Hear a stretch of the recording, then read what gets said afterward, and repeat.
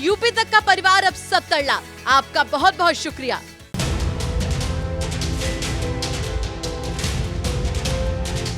UP के कानपुर में मशहूर करौली आश्रम के बाबा संतोष सिंह भदौरिया विवादों में घिर गए हैं। किसी भी बीमारी के इलाज करने का दावा करने वाले बाबा संतोष सिंह भदौरिया पर एफआईआर दर्ज करवाई गई है।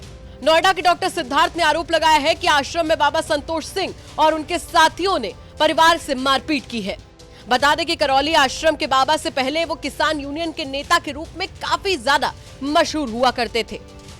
बाबा से पहले किसान थे संतोष सिंह भदौरिया।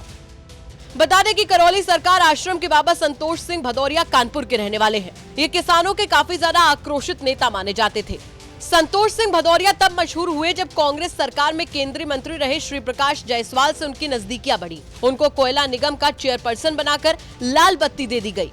कानपुर के पूरे शहर में उनके बधाइयों के होर्डिंग्स लग गए थे, लेकिन तभी कुछ कांग्रेसी नेताओं द्वारा सवाल उठाने के बाद उनको निगम से हटा दिया गया।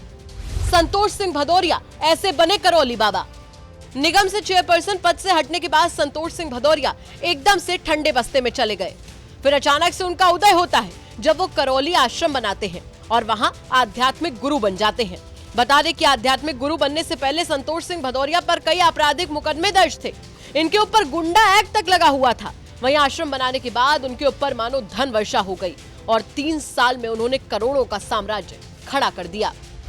देखते ही देखते खड़ा किया करोड़ों का साम्राज्य। करौली बाबा का आश्रम देखते ही देखते 14 एकड़ में फैल गया और उनके समर्थकों ने ऐसा प्रचार किया कि वहां भक्तों का तांता लगने लगा।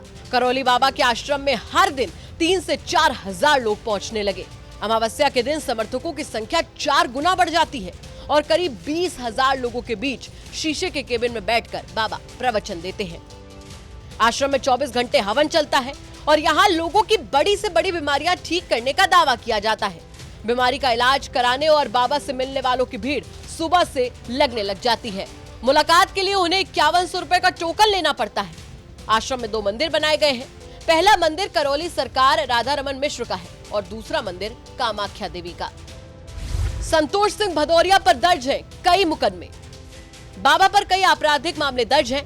बाबा पर हत्या और चर्च की जमीन हड़पने का आरोप लग चुका है। इसके अलावा सरकारी अभिलेखों में हेरफेर, जमीन पर कब्जा करके आश्रम बनाने का भी आरोप है। इस मामले में तत्कालीन जिलाधिकारी दिनेश सिंह के आदेश पर एनएसए की कार्रवाई भी हुई थी। अब जब बात हो रही है आपराधिक मुकदमों की, तो करौली बाबा के आश्रम में यूपी तक पहुंचा और पूरा का पूरा आपराधिक इतिहास खंगाला। क्या निकला, चलिए आपको बताते हैं। बागेश्वर धाम के धीरेन्द्र शास्त्री के बाद अब एक और नाम चर्चा में आ गया है। वो नाम है कानपुर के करौली शंकर धाम के संतोष सिंह भदौरिया का।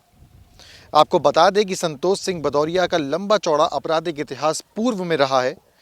1979 में अपने आप को किसान नेता कहते थे। भारतीय किसान यूनियन के पदाधिकारी थे। महेंद्र सिंह टिकैत से काफ़ी नज़दीकी माने जाते थे, जिन्होंने इनको कानपुर के सरसौल इलाके की भागदौड़ सौंप दी। उसके बाद से 1992 से लेकर 1995 तक कई मुकदमे इन पर लगाए गए। 1994 में तत्कालीन जिलाधिकारी द्वारा इन पर एनएसए यानी रासूका तक लगा दी गई, जिसके बाद इन्होंने चिट्ठियां लिखकर होम सेक्रेटरी से कई बार दरख्वास्त करी कि इनके ऊपर के जो मुकदमे हैं और जो एनएसए लगाई गई है उसको हटाया जाए। 1992 में फजलगंज में हुए एक हत्या के मामले में इनको आरोपी बनाया गया, जिसके बाद उनको जेल भेजा गया। 1993 में करीबन 1 साल बाद इनको ज़मानत मिली और 1994 और 95 में भी कई मुकदमों में इनको नामजद किया गया। आपको बता दें कि इस सवाल पर जब संतोष सिंह भदौरिया ने अपना जवाब दिया तो उनका कहना था कि राजनीतिकरण के चलते उन्हें कई बार इसकी कीमत चुकानी पड़ी, क्योंकि वो शिवसेना के भी नेता रहे। इसीलिए तत्कालीन सरकार जो मुलायम सिंह के अधीन थी, समाजवादी पार्टी ने उनके अंदर ऐसे मुकदमे लगाए, जिनको बाद में वापस लिया गया। आपको बता दें कि जहां पर संतोष सिंह भदौरिया का एक बड़ा सा आश्रम बना हुआ है, वो 14 एकड़ में बना है। आरोप लगते हैं कि सरकारी दस्तावेज में हेरा फेरी करके ये पूरा आश्रम लिया गया।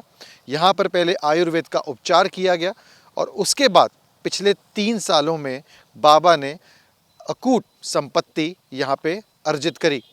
अब एक नए मामले में डॉक्टर ने आरोप लगाया है कि उनकी इस आश्रम में मारपीट करी गई, जिसके बाद कानपुर पुलिस ने एफआईआर दर्ज कर ली है और बाबा को नामजद किया है।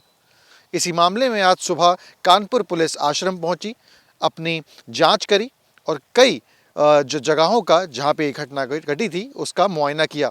इस पर बाबा का कहना है कि पुलिस को जांच करनी चाहिए, अगर वो आई है, स्टेटमेंट रिकॉर्ड कर रही है तो उनका स्वागत है और इस पूरे मामले से उनका कोई लेना देना ही नहीं है।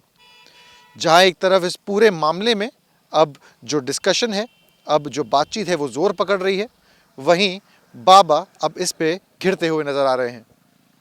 वीडियो जर्नलिस्ट अमित के साथ सिमर चावला, कानपुर, यूपी तक।